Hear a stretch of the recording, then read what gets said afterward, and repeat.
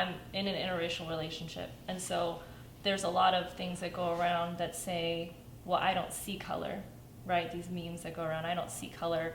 To me, you know, my person is my person, or whatever. And then there's a lot of people countering that, saying, well, that's not right. We're not asking you to not see color, because we like our color. You know what I'm saying? And we, meaning the Black community. And so, and I feel the same way. I'm thinking, I don't want you to not see my fiance as Black, because that's one of the things I love about him. You know, and that's not exclusively what I love about him, but that is one of the things that makes him so amazing. Is the culture that he's actually Haitian, so all of that goes along with it, that makes him who he is. I don't want you to not see him for who he is and try to make him something else. That because that's not what I do, and I wouldn't want anyone else to do that for him. And the same thing when we have kids. I don't want you to see my kids as mostly white, because that doesn't make any sense either, you know? So my question to you is, for those people in an interracial relationship, what is the position or the intention and compassion that can be shared by the white counterpart in this current climate? I think that's a conversation. When you're in a partnership, you are in a relationship with two individuals, but two individuals who are whole humans, who have whole stories. Absolutely. And that's something that has to be discussed between those two people.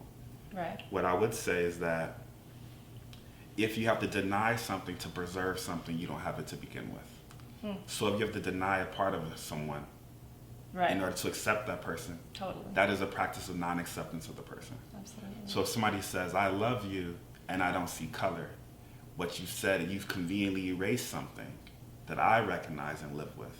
That makes them them. That's part of what made me, right? Right.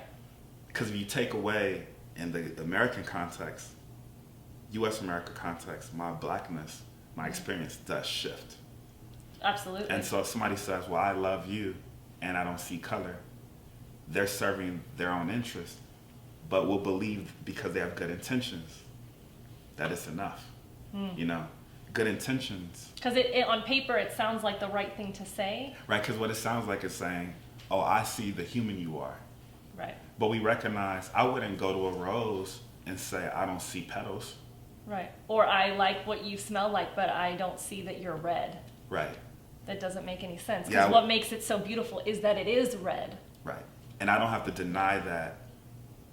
I don't have to deny a rose in order for a sunflower to exist.